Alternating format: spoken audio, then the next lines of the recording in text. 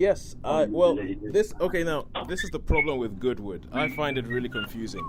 So I am currently at Chichester. I'm currently at the Goodwood Race Course, and there's a whole bunch of different things that happen. There's Glorious Goodwood.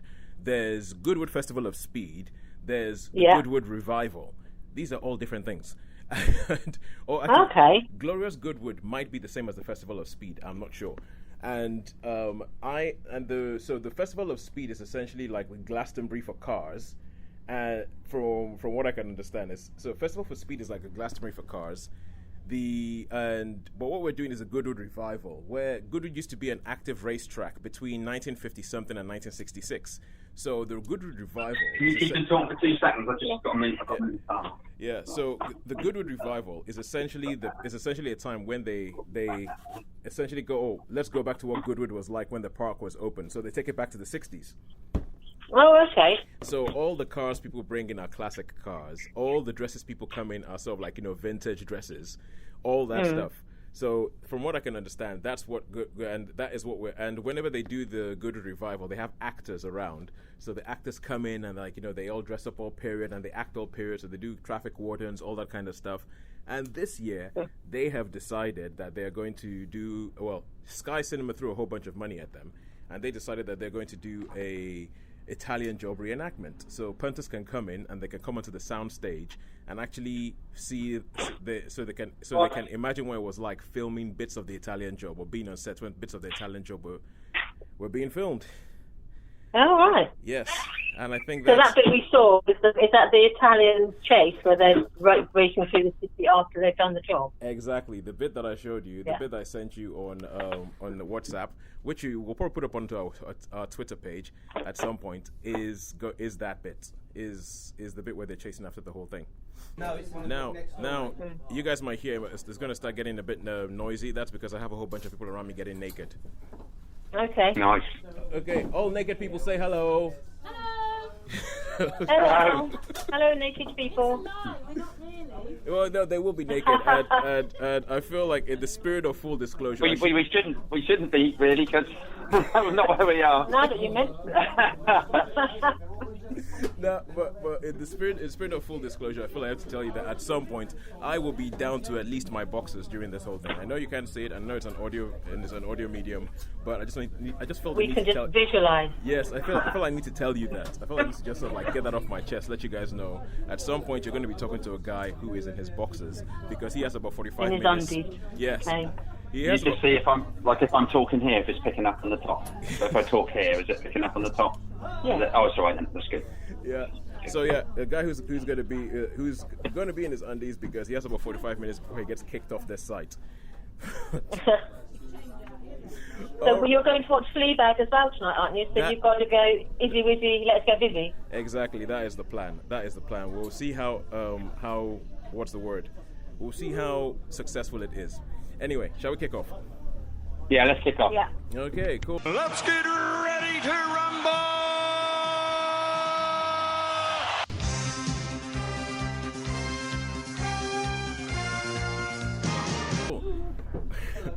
Hello and welcome to Netflix vs. Cinema, the podcast that essentially goes to the cinema, watches films on Netflix, watches films on cinemas, rates them out of 5, and sees which one has done a better job of entertaining us this week.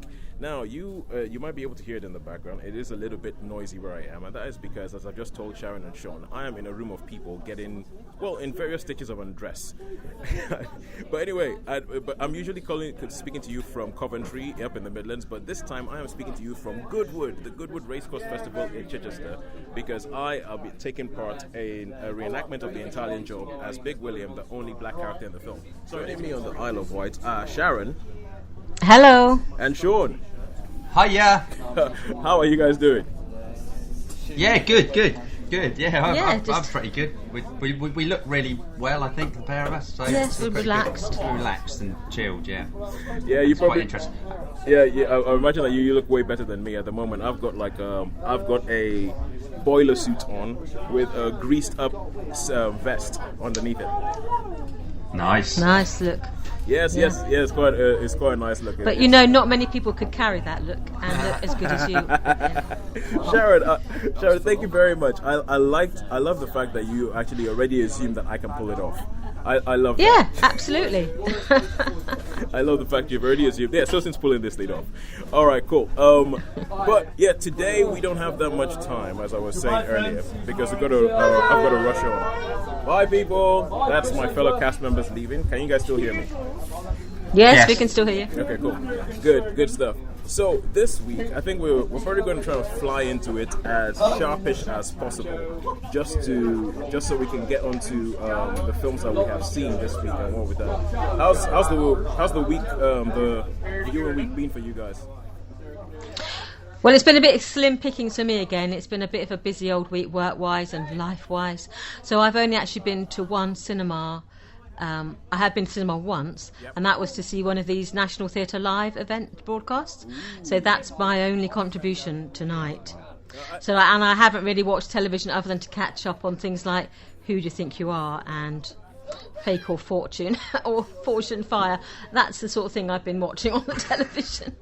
For me, because I was over the mainland the weekend, I managed to catch the Mustang, which obviously isn't showing over here in the island. So I got that, and I ended up I watched on TV. It was a lot. I watched Tora again, which I thought was just still as good. Yeah. And I cannot believe it. I watched a Hugh Grant film called The Rewrite.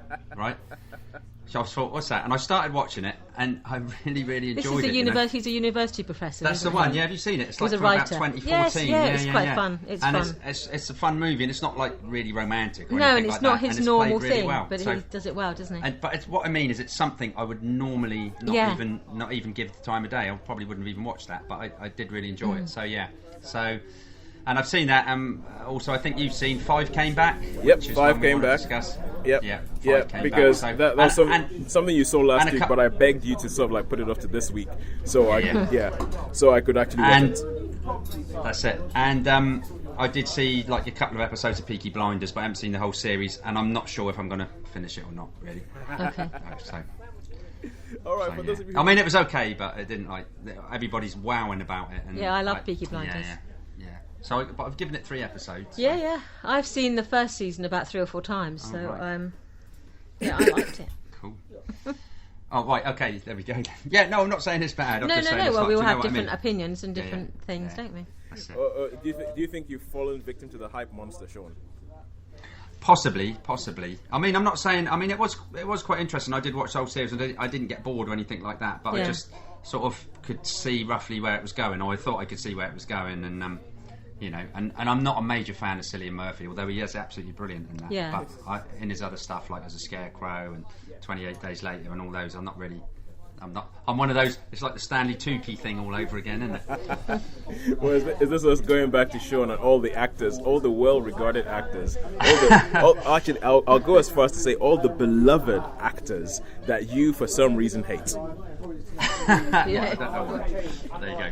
It's the Marmite thing, isn't it? Everyone else loves it and you hate it. I sort of do. Yeah, I go when everyone goes to the right, I go to the left. But it's not. You're not being deliberately contrary. I'm not being sort of trying to be, pedantic or upset people, or that's just the sort of way I feel. Yeah. So. It's just for some reason they rub you up the wrong way. No, I think that's all right. I think that's okay because not everybody's supposed to like everything. So no, that's it. Yeah. I didn't like him in Dunkirk. Did you? Yeah, I thought he was all right in Dunkirk. Wait, Cillian Murphy was in Dunkirk. Right, anyway. Yeah, he was the He was the. Oh, was he the cowardly doctor? Yeah. Oh, cowardly soldier. Yes. Okay, He was on the yacht. He was in the at sea bit of Dunkirk. Okay, cool. I remember that. All right. So, but we can. Sorry about that, guys. But just due to the amount of time that we don't have today, shall we fire on with this? Yeah, we're going really quick. Yeah, we'll go through this fairly quick. Happy to do that. Going really quick because we're trying to finish this in 45 minutes. So first up, we're going to go to the cinemas and we're going to talk about It Chapter 2. Now, this is a film that, as you might imagine, is the sequel to It, which was just called It. But everybody who knows anything about Stephen King and about his writing would know that, quite frankly, there was a second film coming. So this film, the fact that there's a sequel is not really a surprise. Sean, this is a film that you went to see the first one of and you didn't like. You thought it was rubbish. The first It, I hated the first It with a passion, right? I totally thought it was just awful. And funnily enough, I nearly didn't go and see it because I was in Sainsbury's having a cheese and ham omelette and a cup of coffee, and I was talking with friends, and I was going to catch the 4:30, and then I thought, I was enjoying myself talking, so I thought, well, I'm not that bothered. And then when I got back, I thought, I should go and see it. Yeah. And do you know what? I'm glad I did. Oh, good. I'm glad I did in the end. I mean, it was blooming daft and it was blooming silly. Yeah. Absolutely crazy. But it entertained me. I must say I was entertained. Yeah. Oh. I had intended to do a double bill to watch both parts, but the just didn't happen this week. The first part is oh my god, that's awful. Like the first part. But this part, it's nowhere it's a masterpiece in that. But there was enough in there to keep me sort of thinking, oh, that's all right. And I laughed. The thing is, I was laughing at a lot of things, and I think a lot of people thought that was strange. Yeah. You know, like some of the CGI creatures, like the bath lady. But I did enjoy the nods. There was a lot of nods to other movies. Yeah. Like John Carpenter's The Thing, The Shining. So there were lots of nods. Not just Stephen King films, then other there were horror lots genres. of nods to other things. There was at least one bit that I saw that even I was like, hang on, I think that's very The Shining, isn't it? I think that is a nod to The Shining. Definitely, yeah, 100%. But the definitely the bit with the you you gotta be kidding. So that there's a lot more references to. Have you ever seen The Thing, Toes? No, it's John Carpenter. I have never seen The Thing. That's one. You've never seen it. It's one all right. So you would. Everybody raves about. It's brilliant film. I know about Kurt Russell playing MacReady. I know all about John Carpenter and all that kind of stuff. I've never actually seen the film. Oh. But anyway, we got to get back onto this one, didn't we? So so I didn't think it was that bad. It entertained me. Okay. You know, I didn't think it was. It's nearly 3 hours long, though, isn't it? Was it? It was a bit, worth 3 hours long? It's nearly. The film is nearly 3 hours long. It's 2 hours. 15 nearly 3 hours, 2 hours, whatever. But it was long. But again, boy, do these films let me down at the end. Why he's got not being funny, Toes, right? But you've got this thing that's like all super humongously. You know, I don't know. I won't go into that. But it's just that bit. I'm like, well, that is like. What are you telling me now? It's that easy? It's that all this time has been and also, would you not think like there's these old creepy houses? Would you not think that have been there for God knows how long? Would you not think they'd be realtors and real estate people that would knock them down? Look at the potential of some of these spots of land. You know? But anyway, apart from that,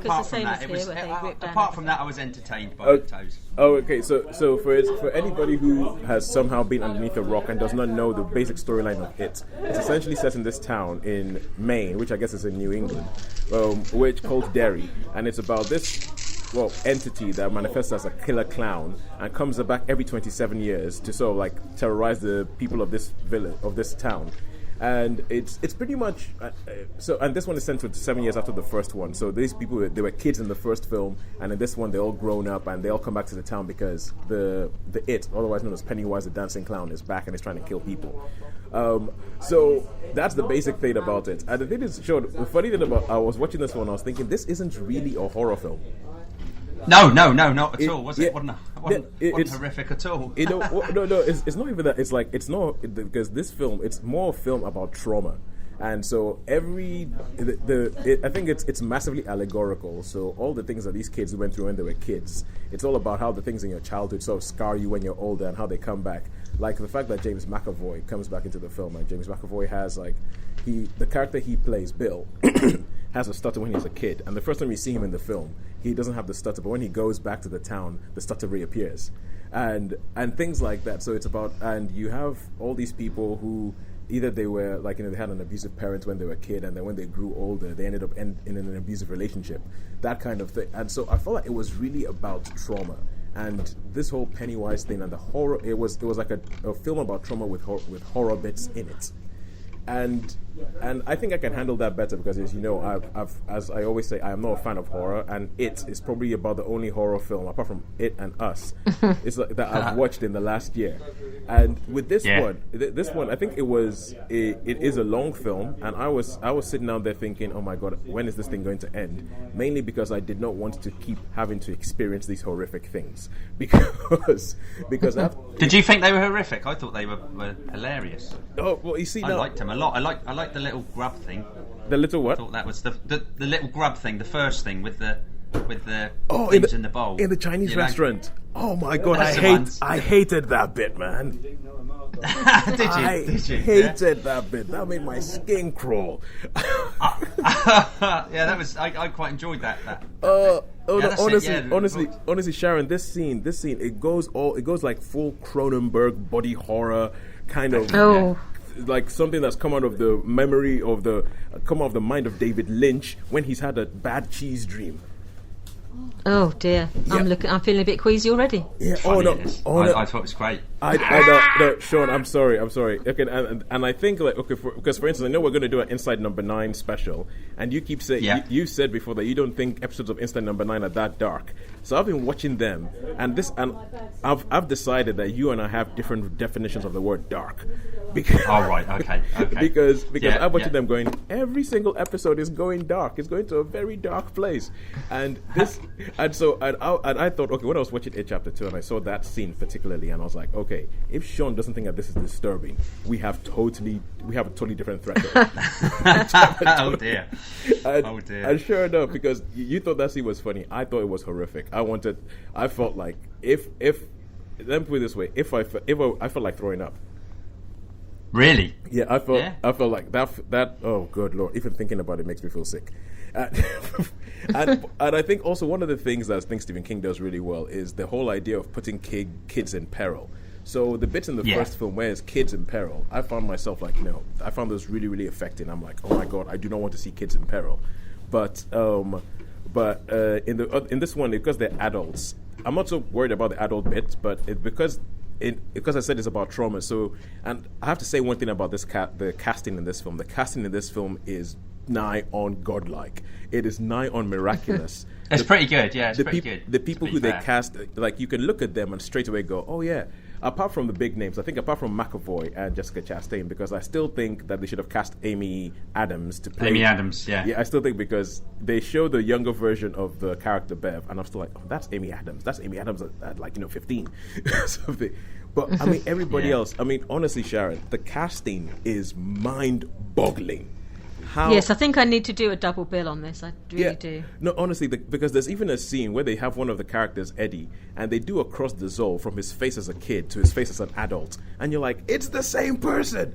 They just they somehow just aged him. So and I think that the adult cast are really, really good at playing. That you can see that these are those kids grown up, and in some ways they have never really grown up because of this thing that happened to them when they were kids. So I thought it was brilliant. I thought the casting was brilliant. I do think it's a little bit long. I agree with you with the ending, because what happens is that they do this whole thing where I don't think they do this successfully enough, because the whole thing about Pennywise and about it is that he's in your mind. So if you can control your mind, then you can have some element of control over what's happening. But they try and make him, but at some points they seem to forget about that and make him a physical threat.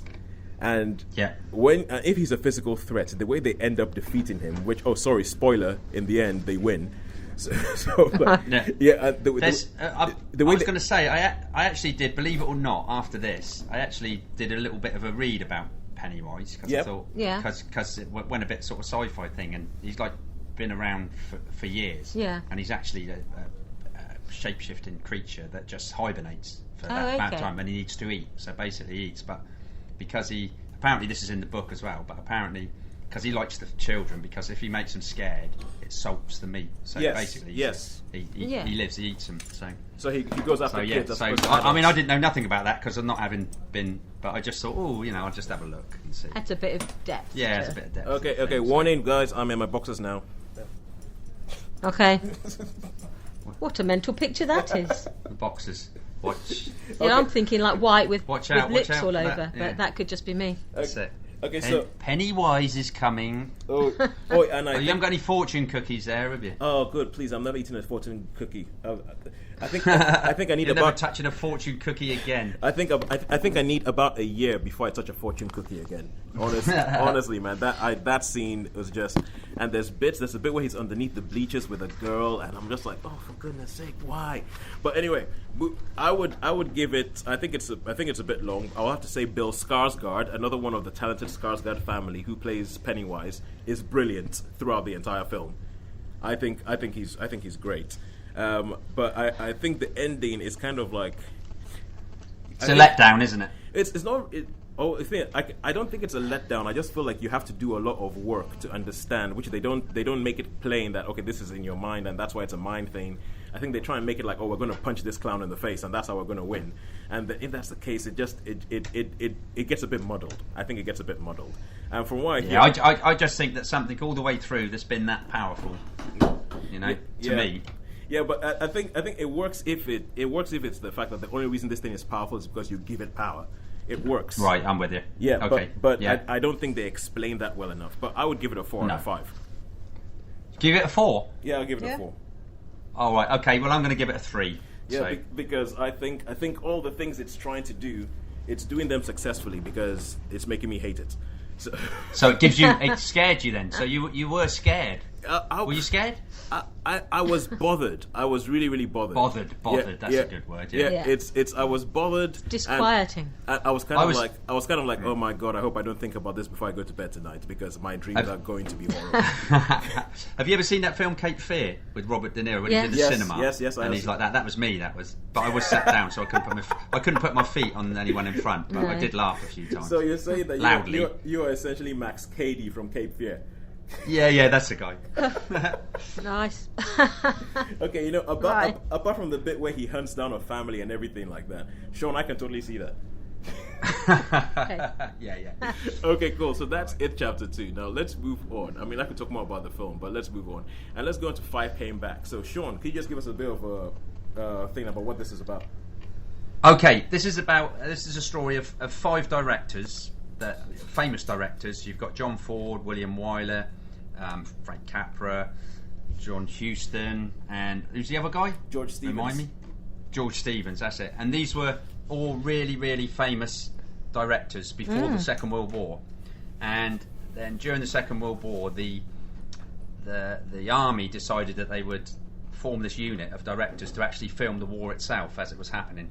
And so these directors go off to war, basically, do lots of filming. I mean, there's the concentration camp thing. There's, and then it's about so they've gone through the war, all this, and then it's about when they come back. So they've come back after the war, and then they start to make the movies again, and and how it influences their future work. How quite disillusioned and things like that. Well, not disillusioned, but it's put a whole different sort of take on what they direct. But it was a really, really interesting movie because do you know one of the bits I found interesting, Toes, was when they refilmed this action had taken place. I think it was somewhere in Italy. Oh yeah. San something. San Pietro or something. Yeah, San Pietro. Yeah, the Battle of San Pietro. Yeah. And I really loved the bit, and it was saying that he actually. So they reshot what had happened. Yeah. This was a John Huston film. They sort of reshot what happened. Yeah. But they had this, which made it really, really interesting, is they had the soldiers as they walked past look at the camera because that's what they do. Because John Huston basically said, in a real war, they're not just going to walk by. They're going to look, and then they can pay it. And do you know what, Tosin? I was thinking, God, that's like Apocalypse Now, where he's going, don't look at the camera, don't look at the camera, and then they're all looking, and they showed that clip. So they showed the Coppola clip. So obviously, how Coppola, because there were other directors that were talking about how they'd influenced them, but that was in there. So, I mean that was really, really interesting. Yeah. And you could, it was so much in it. It was great. Yeah. So you had there's a 3-part mini series. So you had sort of before, what was happening before, and then during, sort of the last one finished off. You'd love it. Yeah, I'm sure you would. It's something that would interest me, definitely. Yeah.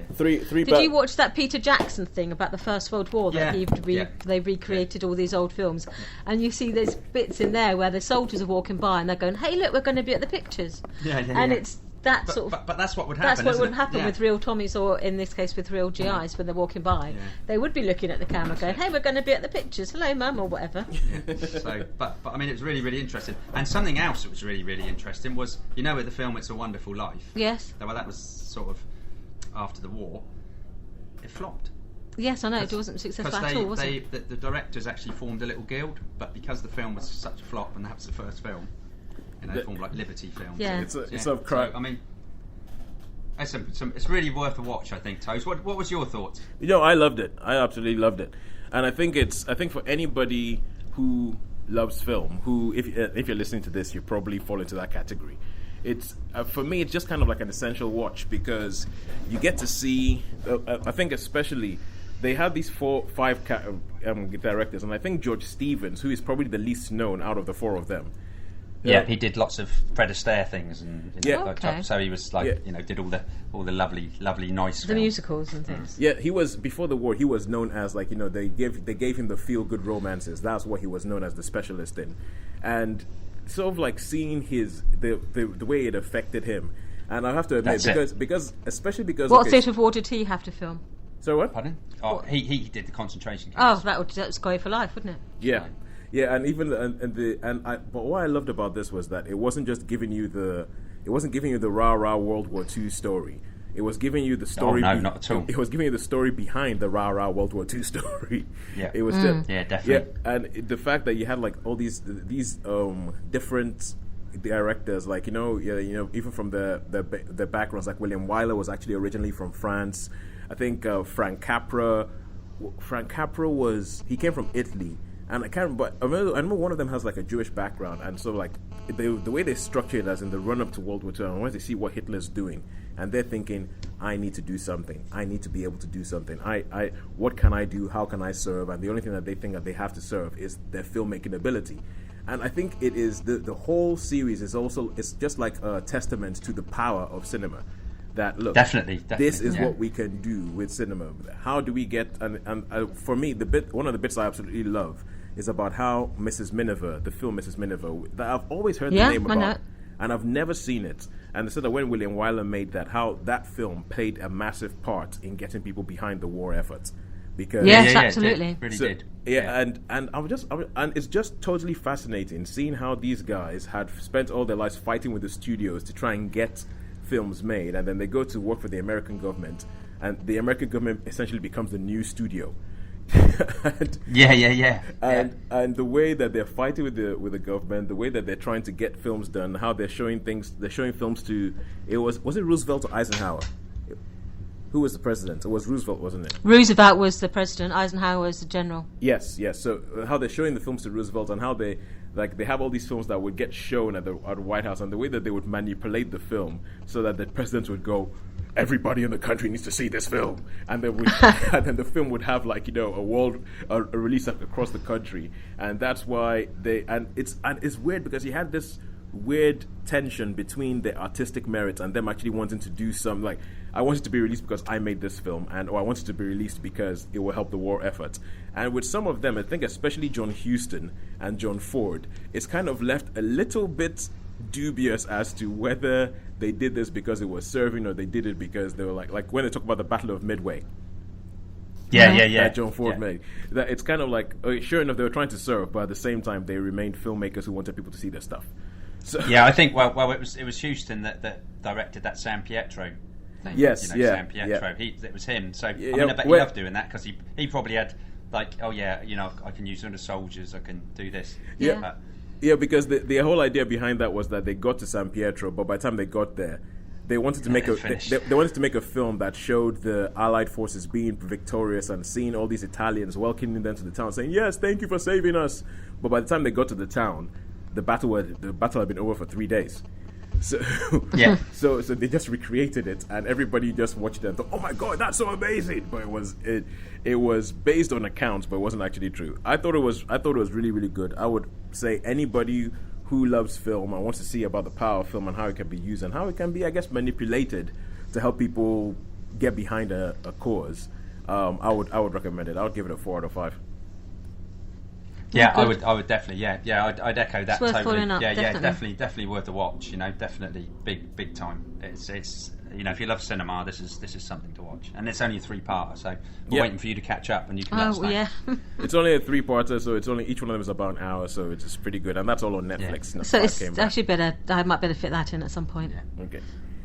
Right. Okay. Right, we're blazing through this. Come on. We can do this, people. Come on. We can get me to the cinema and get me so I don't get locked into Goodwood. So, Sharon, now, the thing that you said you saw at the cinema, and I think this is really, really interesting because you went to see a Margaret Atwood event. And she's the lady who wrote Handmaid's Tale, which is probably what most people would know her for now. Yes, that's right. She's written an awful lot of novels. When you look at the list of books she's written, she wrote loads, but she's primarily known for Handmaid's Tale. Mm-hmm. And this week, and this event, it was called, it's a National Theatre live event. So she was being interviewed in front of a live theatre audience, and it's coincided with the release of not so much a sequel, but the next book in the world of Gilead. So it's like Handmaid's Tale is about Gilead, and this is called The Testaments, and it's the second book about that world. And people are calling it a sequel, but it's not a direct sequel. Yeah. Because the way she describes it is like Handmaid's Tale is the beginning of Gilead. The Testaments is like middle Gilead. Yep. And then there's like the end of Gilead, but that's sort of referred to, but not explicitly in the books. Oh. And so this was like a question and answer event, but they had dramatised readings of excerpts from The Testaments with the actress Anne Dowd, who plays Aunt Lydia in The Handmaid's Tale. Okay. And she was reading the Aunt Lydia extracts from The Testaments. There was, her name was momentarily, Sally Hawkins. Oh, yeah. Who we all know from The Shape of Water primarily. She played one of the voices of Gilead, a woman who'd grown up in Gilead. Her whole life had been spent in Gilead. And then Lily James is someone who was raised outside of Gilead, but Gilead affects her completely. So you had these 3 dramatised readings, but it was mainly a question and answer session about this new book, about her, the way she thinks about writing. And she says she always handwrites her books first until she gets about 100 pages, and then she starts shaping her thoughts into a badly typed manuscript, and then she sends it to professional manuscript, and each sort of different version of this manuscript, it becomes more refined and it becomes more defined. Yeah. So it's her working process. So you get a glimpse into what her working processes are. So as someone who likes writers and likes reading, for me it was an event certainly worth going to. And the fact that you're in a cinema, it means you're completely focused. You're not distracted by anything going on. Was it busy? Yeah, there were quite a few people there. Quite a few of us there. I went with a friend, and she'd read Handmaid's Tale. I'd read Handmaid's Tale, and we both bought the book, The Testaments, on the day it was released. So haven't read my copy yet, but I've got a copy already. There was a TV adaptation, wasn't there? The Handmaid's Tale film. Oh yes, it's currently on. It's still. There's done 3 series. And does that stick to the book? Or? The first one very much is close to the book. Well, not exactly, but it's close to the book. No. The second and third seasons change it quite dramatically. They forge their own path in this world of Gilead. And I think with her, is, like Game of Thrones. I think Margaret Atwood was a bit more involved with it, though. Like she helped them shape where it was going to go in the second season and third season. Yes, because the second and third seasons you begin to see a resistance forming, and how people who are basically dismissed as being of no value, because if they're women, if you're not fertile and you don't contribute in some way, then you have no value. Yeah. And women are strictly sort of classified. You are wives. If you are young and fertile, basically you're capable of bearing a child, and you've previously borne a child, but you're not married, you can become a handmaid. If you're still young but you're not fertile, you can become a Jezebel, which is basically a prostitute. Or you can, if you're of a different ethnic background, so basically if you're not white American, you become a Martha, which is all the servants are Marthas. You may have been a paediatrician, you may have been a lawyer, you may have been a High Court judge. It doesn't matter. But when Gilead was formed, it doesn't matter, you became a Martha. And so a lot of these Marthas, and in later series, you realise that these women were, intelligent, educated women who can see exactly what Gilead has become, and they form a resistance. So that is an interesting way it's taken it, how the people who've been reduced to the lowest in society basically could become part of its downfall. Oh, okay, so in this, I'm sorry I'm rushing us on. No, rush. I'm sorry rushing us on, because this is something that has become a bit more prevalent in cinemas over the last couple of years, where you have an event happening in a theatre, but on one night particular, it is broadcast to cinemas.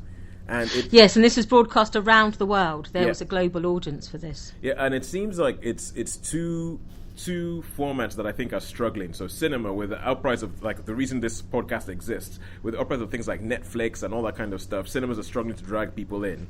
And theatres, they are always talking about how they struggle to drag people in.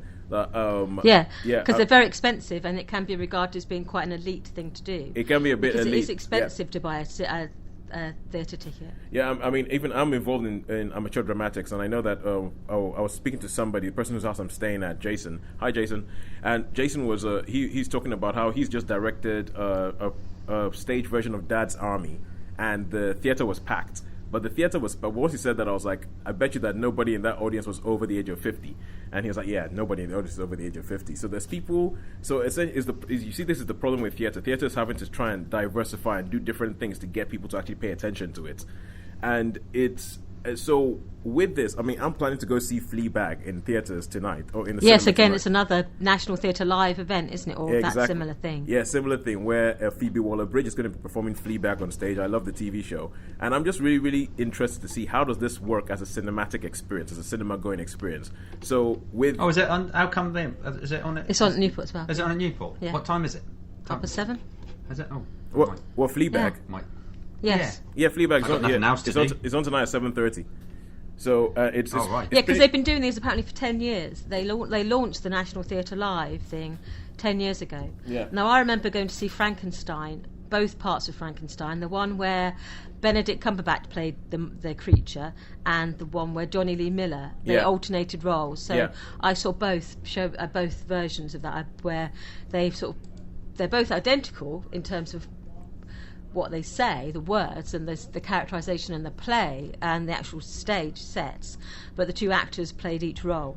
So they did that a number of years ago. I've been to quite a few of these things because it's up my street. Yeah. So obviously, I'm going to find out tonight when I go to Fleabag. Well, if I ever get out of here, I'm going to find out tonight. But So how does it work as a cinematic experience? Like, would you say, do you go there because I know that it isn't part of, you have an unlimited card, but it doesn't give you any discount. You have to pay full price to go in and see one of these National Theatre Live events, right? Yes, you still have to pay. Yeah, you have to pay a fee to go in. Do you walk out of that thinking, that was 20 quid well spent? Yes, I think you do.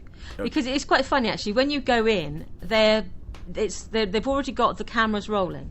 Yeah. So when you walk in and sit down, you hear the bubble of the voices, that murmuring. You're watching the empty stage. You're trying to work out what the set is. And all you can hear is like that pre-cinema of people chatting with each other. Yeah. And because you're watching that bit as well, you get into that feeling of settling down. You have a quick conversation with the person next to you, but then you're waiting for the play to start. And it does follow the same process. You normally have someone who speaks to camera and says, hello, welcome to National Theatre, and this is going to be the production of so-and-so. And then it will cut to the stage, and then it carries on as if it was a play. Okay. So you just... Actually, you feel like you are an audience was it Henry member. V one? Was that yeah. One? We saw Macbeth together, didn't we? Macbeth, that's right, yeah. Because that was the one they did in the church with Kenneth Branagh, wasn't it? That's right. Yeah, so they've done a number of them through the years, and I've been to, quite a few. So it could actually... The only one I absolutely hate is I went to opera by mistake. I thought it was a play, and I walked in and it was like, this is not a play, this is opera. And it's avant-garde opera. It's like, what the hey? And I must admit, I stayed for a little bit, then I thought, I cannot sit through this, so I left. Okay, so it sounds... well, it sounds like this could be a winner for theatre and for cinemas. But as an experience, something that you went to, what would you rate the Margaret Atwood event out of 5? I would give it a strong 4. For me, it was fascinating. I was gripped the whole thing, and I found her fascinating. So to me, it absolutely worked. All right. So I would give it a 4. Okay, good stuff. For that. Good stuff. All right, cool. 15 minutes, let's move. Right, and now we go back to Amazon Prime, and this is Good Omens. Now, I'm not sure whether any of you have seen this or read the original book. I'm aware of it, but I haven't seen it. Yeah, I'm aware of it, seen the trailers. Okay, so Good Omens is a book that was originally written by Neil Gaiman and Terry Pratchett. And this was, I don't know, way back when.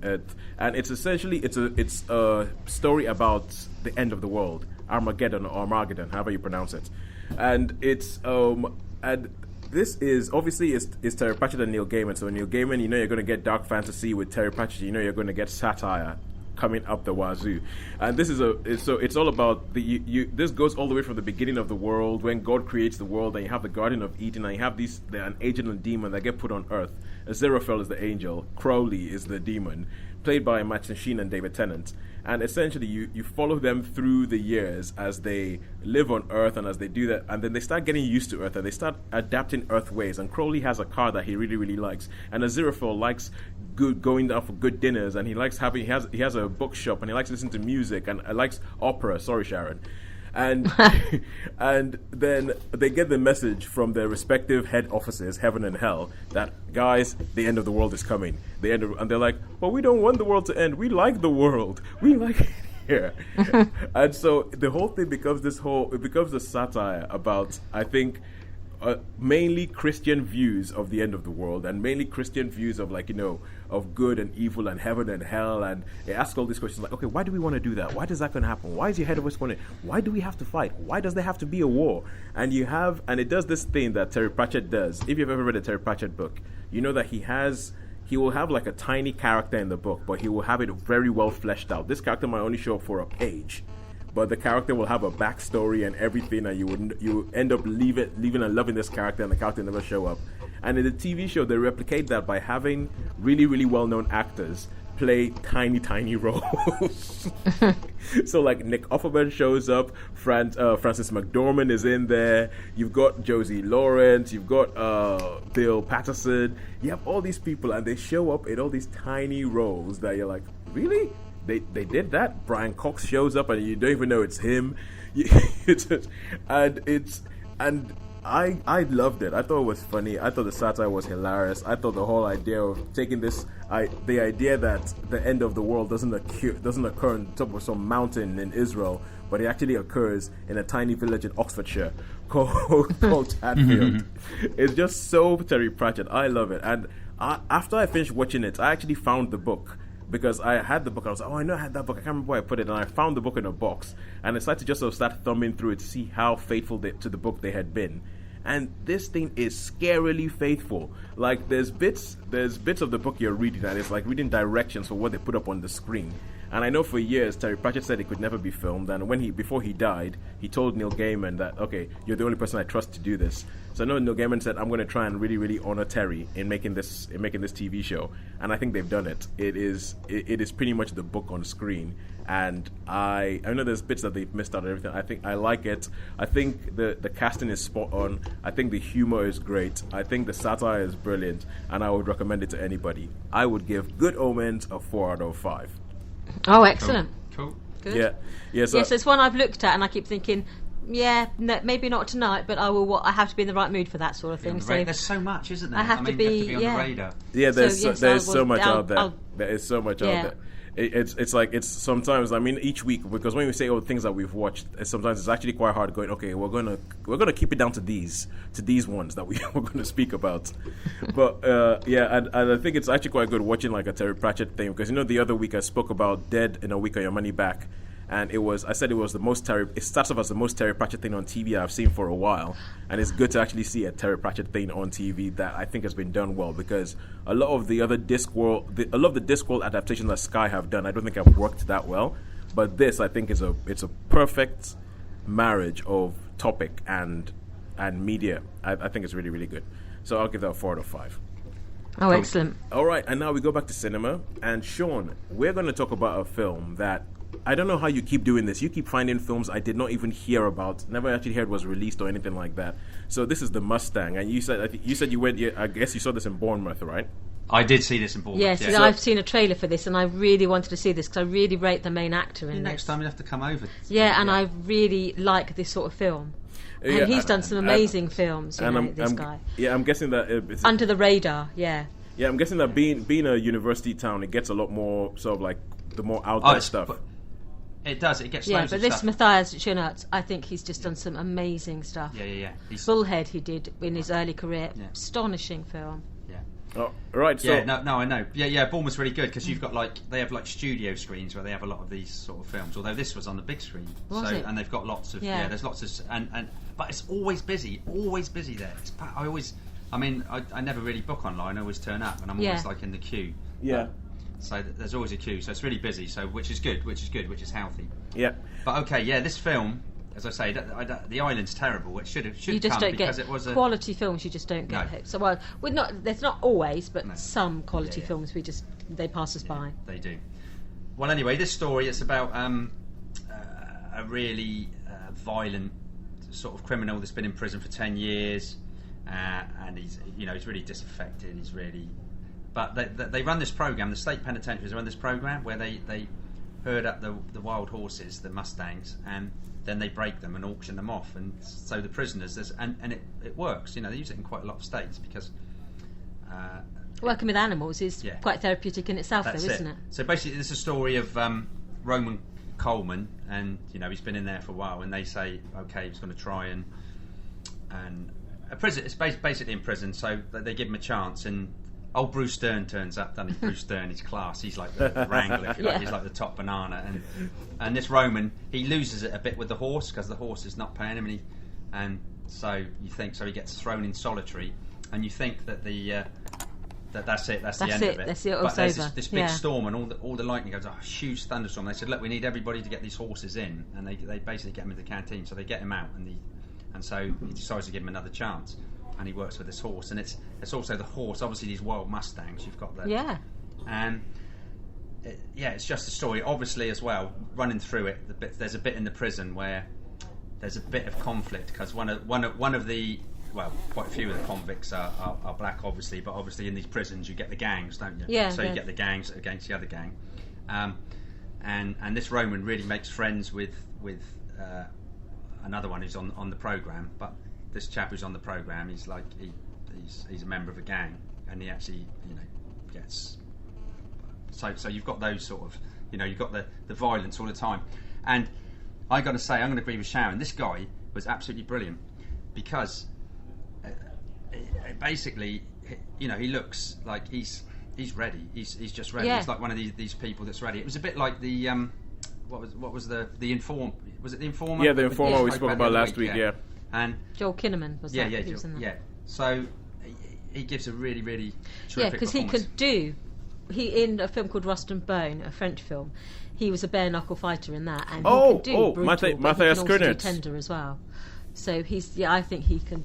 He's so versatile. So it stars Matthias Schoenaerts.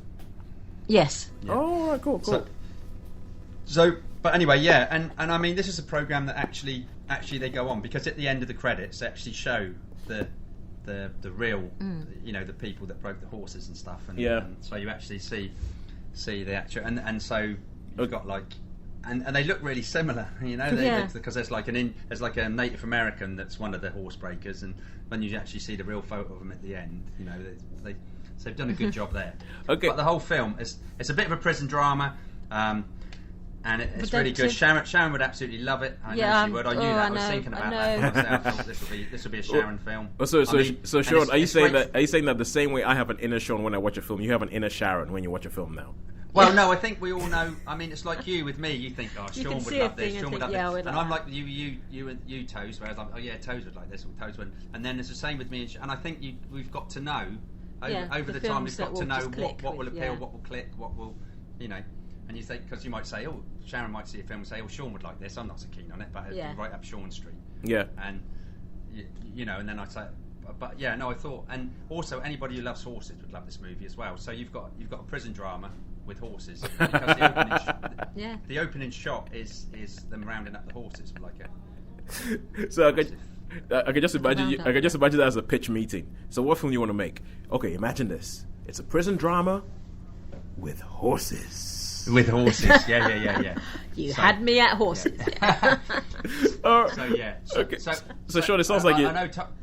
I know time's getting on, and I know we want to talk about the next thing, so I'm going to give this a 4-star. Yeah, give this a high-scoring mountain. Give us a 4-star. I'm not sure what is happening to you, but whenever we have one of these weeks where we have to rush, where we have to be disciplined and everything like that, do you ever have things where we talk about a film and then after finish talking about it, you're like, oh my god, I forgot to say that. I could have said that. Yeah, I know. Yeah, so it's like that other one. It's like, but we I mean, other times when we got a bit more time and maybe it's a bit lean, we can actually go back and talk a bit, because if Sharon sees that 5 came back, we can catch up and do a quick and I might even watch The Handmaid's Tale because Sharon made it sound interesting. I actually thought I didn't realise it was a piece of fiction. I thought it was some. I think it's interesting. I think it's interesting, but from what I hear, very depressing. No, nothing like it. So I might give that. But anyway, yeah. So 4-star for the Mustang. Yeah. And now we're going to talk about this film, I think. Yes, and also I just want to say one thing I forgot to say about Good Omens. Miranda Richardson is excellent. She is brilliant. Yeah, right. All right, okay. Cool. Moving on. Now we go back to, and this is a film that I missed at the cinema because it was not around for that long when it was in cinemas. And I finally managed to catch up with it this week. And I think because a couple of weeks ago, because of a couple of weeks ago we spoke about Once Upon a Time in Hollywood. I think it's actually a good contrast with Once Upon a Time in Hollywood. And the film is Bad Times at the El Royale. Now, this is a film made by Drew Goddard. I know there's two Drews. There's Drew Pearce and Drew Goddard, and I keep getting them confused. It doesn't really help that one of them made Hotel Artemis, and one of them made Bad Times at the El Royale. Two films set in a hotel over one night where a whole bunch of different characters show up in one place and then stuff happens. So Drew Goddard, and it's very, very Tarantino-esque because it's like about this hotel that used to be big in the 60s. It's 1969. It's on the cusp of the 70s. They had the gambling license taken away, so nobody has come to this place. But the thing about the hotel is that half it's split down the middle, and half the hotel is in Nevada, half the hotel is in California. And then you have all these people played by John Hamm and Cynthia Erivo and Dakota Fanning and Jeff Bridges who show up at this hotel and check in one night, all with. There's all this whole thing where everybody's know who they seem to be, and they're all there for all sorts of different reasons. And then it's a little bit. Oh yeah, cool. Yeah, I will do. Thanks, Joe. It's I think it's, and the funny thing is, I think it's a little bit Tarantino-esque in that you have all these characters who come in from all these different places, and then the story sort of like builds up, and then they interweave in between all this sort of stuff, and I think it's actually quite well done in that way. I think I might have reviewed this film, and I think I loved it. I think this was when we did the radio stuff. And yeah. I mean, I've seen this 2 or 3 times, and whenever I'm on, because I was quite often on the plane journey. So when I was travelling, I watched it again, and I watched it again, and I watched certain little bits because it's the joy thing of being on an airplane. You can just sorry. So yeah. So anyway, sorry. Carry on, Tosin. I'm usurping you there. No. But the thing is that, and I really, really like this film because. It's getting more and more of a what's the word, like of a rarity to find a film that isn't a sequel, isn't a franchise, and it's just kind of like an original thing where you're coming in not really knowing what's going on, and you're just letting the story unfold as you're going through. And I really, really loved it. I thought Jeff Bridges was awesome in the film. I thought Jeff Bridges was awesome, and I really, really like. I mean, I don't know much about Cynthia Erivo, but she's got a great voice. She has got an amazing voice. Amazing voice, and I mean, I really like the bit where, because they've all got backstories. It's a bit Tarantino, so you go through the backstories. Yeah. And there's a bit where like she's obviously being recorded, and they want stuff. But that song, what was it? Oh, I'm trying to think what the song was. This old heart of mine been broke 1,000 times each. Yeah, I really like that. Yeah. And when she's singing in the, obviously she's a singer, so what are you going to do if you're going to turn up at a hotel with a load of mattresses? She turns up with a whole load of mattresses, and John Hamm's character, who is like a vacuum salesman, immediately assumes, she turns up with mattresses, you know what's going to happen. But she's actually just sort of soundproofing the room so that she doesn't bother anybody else.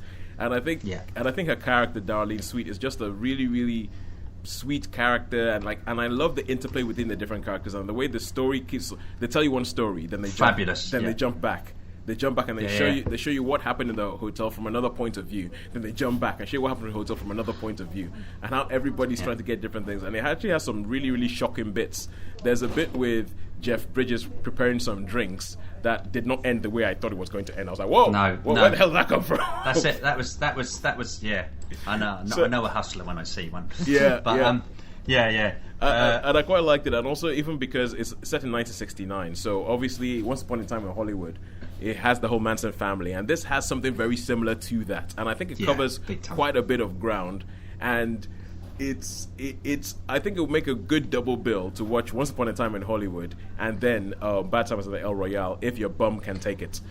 I was going to say, it'll be a long time. Long time. You'll be there about 6 hours. You'll be there about 6 hours, and it's but like you say, the interaction between them, and I mean, I think it's really good between Jeff Bridges and that Cynthia. You know. Yeah. I think that's really good. And do you know what I liked about it is, to me, it had some sort of sense of yes, that would happen, and especially like the climax bit with certain people getting bumped off, should we say, and certain people like that. To me, I thought, well, yeah, you know, that's not too. You know, normally with me, I think, oh, come on. It'd be so, Yeah, so it was, you know.